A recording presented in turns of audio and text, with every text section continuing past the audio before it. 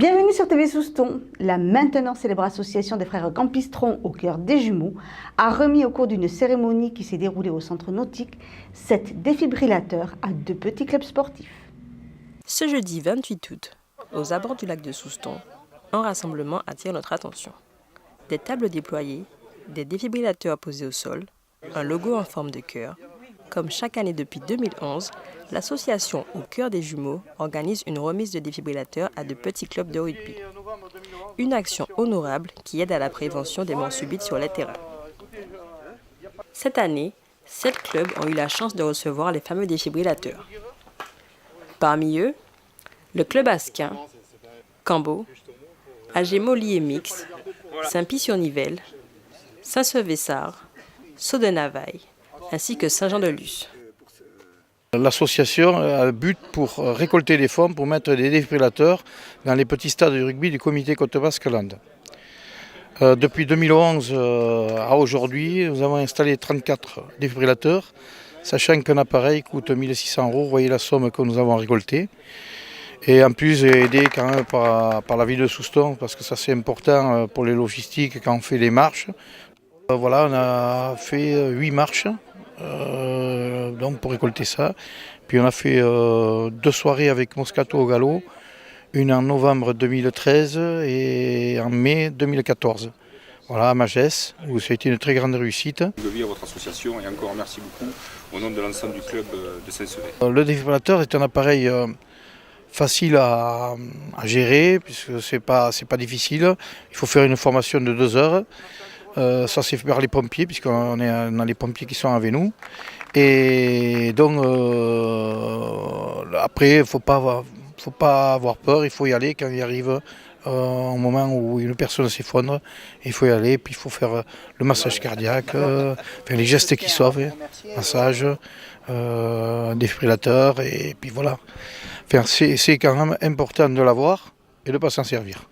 Alors, le comité Côte Basque-Land, c'est le regroupement des 60 clubs aujourd'hui de la région landaise et de la région Pays Basque, donc, qui pratiquent le rugby à tous les niveaux, depuis le niveau professionnel jusqu'au niveau des villages les plus petits. L'opération faite par Au cœur des jumeaux pour les défibrillateurs, bien sûr, c'est quelque chose qui nous concerne, parce qu'autour des stades, on a déjà eu beaucoup d'accidents dans le temps, comme dans beaucoup d'endroits. Et aujourd'hui, effectivement, d'équiper tous ces terrains de défibrillateurs peut permettre quand même de faire de la prévention, d'amener justement notre vision humaine dans ce monde de sport où habituellement on pense qu'on est sûr de tout et qu'on va avoir aucun problème. Et bien là, il faut quand même pouvoir, à travers ce type d'action, montrer qu'on est capable d'apporter au club une aide, un soutien, pour, au cas où, ramener à la vie des jeunes qui pourraient avoir un accident. Voilà, donc c'est très important cette action et on l'a bien sûr, on l'aide, on la relaye auprès de tous les clubs que l'on couvre et j'espère bien sûr, comme tout le monde, qu'on n'aura jamais à les utiliser, mais de savoir que c'est là, ça rassure quand même tout le monde. Afin de saluer cette initiative, quelques personnalités ont pris part à la cérémonie. La démarche est vraiment importante parce qu'on sait qu'aujourd'hui, sur les terrains de sport, on a pas mal d'accidents, notamment de morts subites chez des jeunes sportifs. Et on a aussi, hélas, régulièrement pas mal de sportifs qui ont atteint la quarantaine, la cinquantaine, qui continuent à pratiquer, qui sont victimes d'accidents cardiaques. Donc c'est vrai que équiper les stades, équiper les clubs de défibrillateurs, ça devrait permettre de sauver pas mal de vies dans les années à venir. Ce qui est important, c'est d'intervenir rapidement et de former les personnes. Il y a aussi une volonté de sensibiliser le grand public parce qu'on a aussi un grand retard dans la formation des personnes en général dans notre société française, dans la formation aux gestes qui sauvent, et notamment au massage cardiaque. Donc c'est la première fois que j'appartiens à une association. C'est une association à but noble parce que ça concerne la vie. Et la vie, il n'y a rien de plus précieux. Je trouve que c'est quelque chose de noble parce que cette association-là, elle est faite pour donner des défibrillateurs dans les clubs de sport, dans les petits clubs de rugby, où on assiste de plus en plus à la mort du jeune sportif. Un défibrillateur, il ne faut pas s'en servir. Parce que quand on commence à s'en servir, c'est qu'il y a déjà des dégâts. Mais c'est vraiment très important et ultra important que tout le monde en ait dans les salles de sport, dans les terrains de sport, dans les petits villages. Donc moi je suis un ancien joueur de rugby. Maintenant je m'occupe d'une équipe de rugby et je sais que cette initiative permet à certains clubs qui n'ont pas le budget, qui n'ont pas d'argent, de s'équiper de ces appareils-là qui peuvent, je l'espère qu'ils en serviront le moins possible, mais qui sont là pour sauver des vies. Et ça c'est primordial et c'est le côté très noble de cette association et je suis fier de faire partie de l'association au cœur des jumeaux. Les pompiers et la gendarmerie, en tant que formateurs à l'utilisation du défibrillateur et des gestes de premier secours, ont aussi répondu présent à l'appel. Alors pour la formation, effectivement, l'union départementale, c'est un de ses leitmotifs, c'est former effectivement l'ensemble de nos concitoyens au premier geste de secours. Et notamment depuis la mise en place des défibrillateurs, il s'avère qu'effectivement beaucoup de communes ont eu des défibrillateurs, mais peu de nos concitoyens étaient formés à ce geste.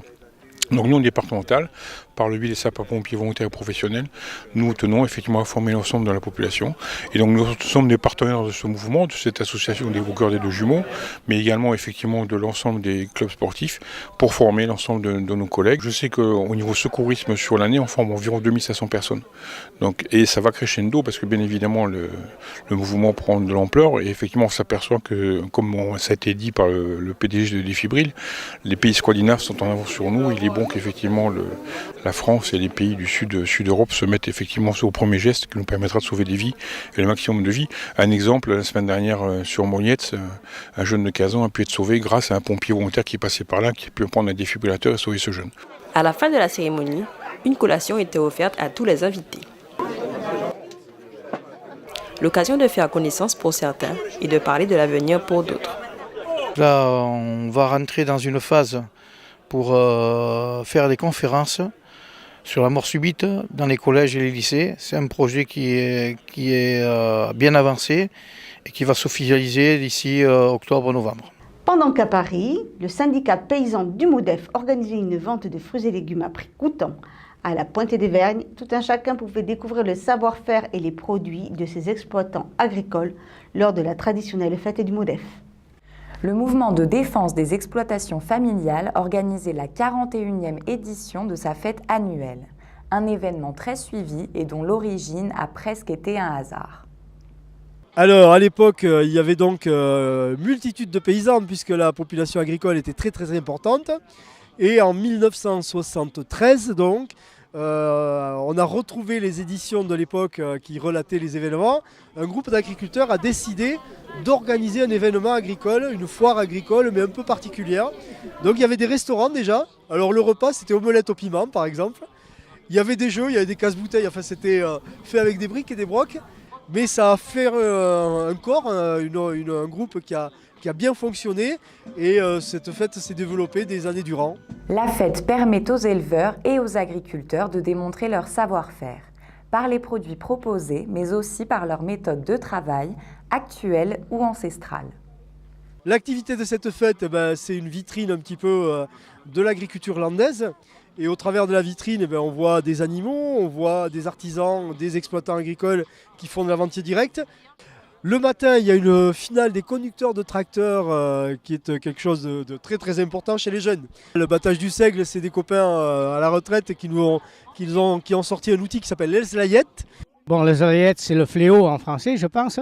On faisait des gerbes. Et on pratiquait après ce battage à l'Elslaillette pour faire sortir le grain de l'épi. Mes grands-parents, mes parents faisaient cette technique effectivement, oui. Nous, pour faire 1 hectare, il nous fallait 1 semaine. Maintenant, en 1 heure, 1 hectare est fait. Les stands sont divers et différentes activités sont représentées. Une manière de proposer un large choix aux visiteurs sans oublier la qualité de ces artisans régionaux. L'occasion de découvrir leur travail et de déambuler au milieu des animaux comme à la ferme. Mais il y a des exposants de meubles, fabricants de meubles très célèbres, qui a une clientèle ici. Il y a des fabricants de cuir, il y a des expos photos, enfin on essaye de montrer un petit peu tout. Le but c'est que ça soit un petit peu convivial, c'est ça aussi l'esprit de la fête. C'est-à-dire qu'on veut montrer l'agriculture, mais par le côté vivant de la chose, c'est-à-dire humain. Alors les petits canards pour l'exemple. C'est le manège le meilleur du monde. On met des bottes de paille en cercle, on met des petits canards au milieu et il y a des enfants qui s'assoient, qui prennent un petit canard et qui passent 1 heure à raconter des histoires aux petits canards. Les enfants vivent cette immersion dans le monde agricole et les parents peuvent également profiter d'un bon repas. La fête du MODEF, c'est aussi 200 à 250 bénévoles qui s'affairent en cuisine.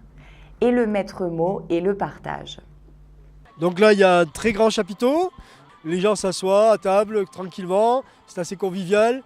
Il y a du service de qualité quand même. C'est pas parce qu'on est bénévole qu'on fait pas les choses bien.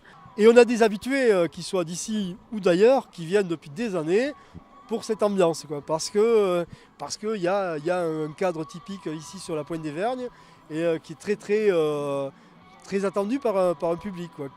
On veut être tout public, c'est-à-dire que le but de la fête, c'est d'être ouvert. Au travers de ce qu'on veut faire, c'est qu'on veut du rapport humain, voilà. Et on y arrive très bien, c'est un peu la base de notre business, là, c'est le rapport humain, quoi, voilà. Voilà, cette édition est maintenant terminée. Je vous souhaite de passer une bonne semaine en attendant de vous retrouver mercredi pour un prochain journal de TV Souston.